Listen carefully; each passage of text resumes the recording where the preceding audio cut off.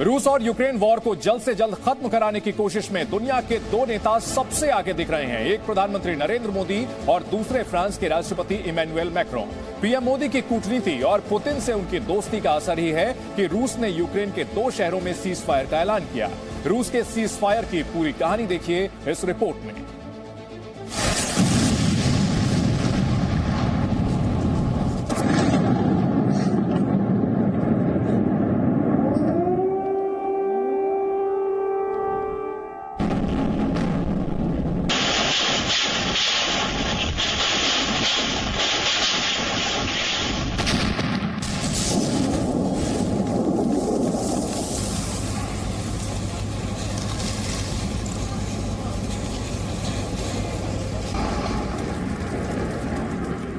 रूस और यूक्रेन की जंग और भीषण हो गई है।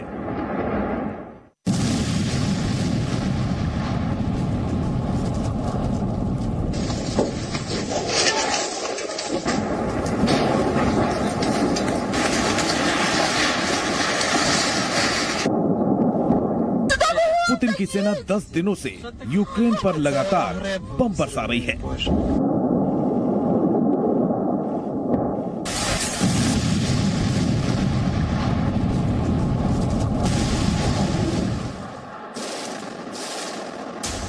यूक्रेन के इरपिन शहर में रूसी एयरफोर्स के हमले की तस्वीरें कैमरे में रिकॉर्ड हुई हैं।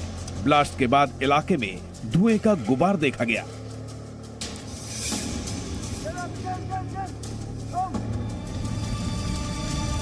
रूस की सेना के ताबड़तोड़ हमलों के बाद यूक्रेन के शहर दर शहर बर्बाद हो रहे हैं।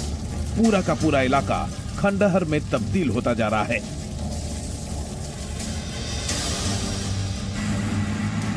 रूस की सेना लगातार आगे बढ़ रही है। कीव से फासला घटता जा रहा है। रूस की सेना की तरफ से जारी इस वीडियो में टैंकों का काफिला कीव की तरफ बढ़ता हुआ दिख रहा है।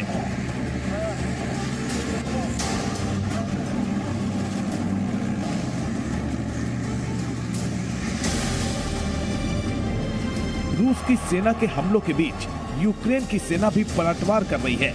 यूक्रेनी सेना ने रूसी अटैक हेलीकॉप्टर KA-52 को मार गिराया है। यूक्रेनी सेना ने रूसी हेलीकॉप्टर को टारगेट किया। पल भर में हेलीकॉप्टर आग के गोले में तब्दील हो गया।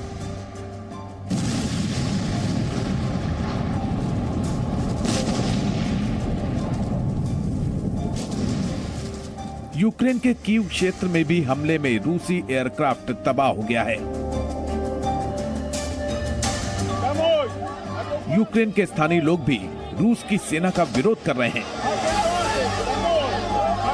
ये तस्वीरें खरसोन की हैं, जहां लोगों ने सड़क पर प्रदर्शन किया और रूसी सेना के काफिले के सामने खड़े हो गए।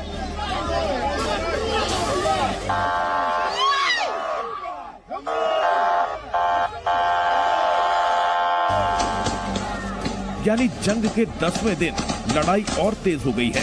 रूसी सेना के ताबड़तोड़ हमलों के बीच यूक्रेन की सेना काउंटर अटैक कर रही है। भीषण जंग में आम लोग और यूक्रेन में रह रहे विदेशी नागरिक फंसे हुए हैं। इस बीच यूक्रेन में फंसे लोगों को सुरक्षित निकालने की पहल हुई है। रूस ने यूक्रेन के जंग वाले इलाकों में फंसे लोगों को निकालने के लिए मारियोपोल और वोल्नोवाखा में सीज फायर और ग्रीन कॉरिडोर बनाने का ऐलान कर दिया है।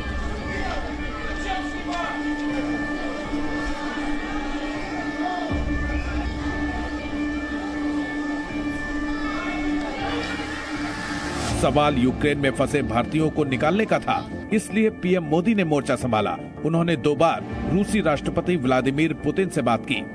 पीएम मोदी के फोन के बाद ही पुतिन ने यूक्रेन में फंसे लोगों को सुरक्षित निकालने के लिए कॉरिडोर बनाने की बात की थी। भारत ने यूक्रेन से भी मांग की थी कि वो भारतीय नागरिकों को निकलने का मौका दे और सीज फायर का ऐलान करे। पीएम मोदी की कोशिशों का असर दिखा और सीज फायर का ऐलान कर दिया गया। दावा किया जा रहा है कि यूक्रेन लोगों को सुरक्षित निकालने की बात नहीं मान रहा है। रूस का आरोप था कि यूक्रेन लोगों को ढाल की तरह इस्तेमाल कर रहा है। The nationalists who do not follow any orders, who use the people, including foreign citizens and human shields, and we are ready to do everything possible to support the Indian government efforts to ensure the efficient and speedy evacuation of the Indian nationals. बहरहाल भारत और दुनिया भर के देशों के दबाव के बाद रूस यूक्रेन के बीच दूसरे दौर की बातचीत में कॉरिडोर बनाने पर सहमति बन गई। इसके बाद युद्ध क्षेत्र में फंसे लोगों को बाहर निकालने का रास्ता साफ हो सका। दरअसल अब भी बड़ी संख्या में भारतीय यूक्रेन में फंसे हुए हैं, उन्हें तत्काल मदद की जरूरत है। पीएम मोदी के निर्देश पर 4 केंद्रीय मंत्री यूक्रेन के पड़ोसी देशों में पहुंचे हुए हैं। ये मंत्री अलग अलग देशों से भारतीय छात्रों की स्वदेश वापसी को सुनिश्चित कर रहे हैं।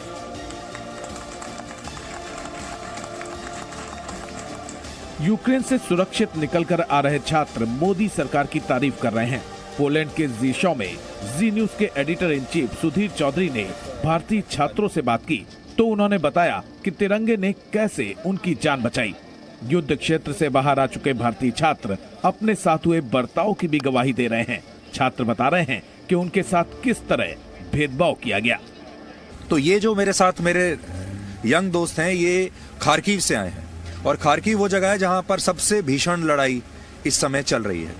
तो बताइए आपकी जर्नी कैसी थी? खार्किव से यहाँ तक कैसे पहुंचे आप? सर पहले तो हमें 10 किलोमीटर चलाया गया रेलवे स्टेशन तक और सर स्टेशन में बहुत शेलिंग हो रही थी, बहुत ज़्यादा। फिर ब्लास्ट की आवाज़ हमें 2 बार सुनाई दी, बट हम लोग के पास इंडियन फ्लैग था, उसके वजह से हम लोग निकल पाए स्टेशन में। फाइनली हम लोग को ट्रेन मिला बहुत मुश्किल के बाद। फिर ट्रेन में बहुत प्रॉब्लम्स हुई, पानी नहीं था मेजरली। उसके बाद ट्रेन से आए, फिर हम लोग को बहुत किलोमीटर चलना पड़ा ठंड में।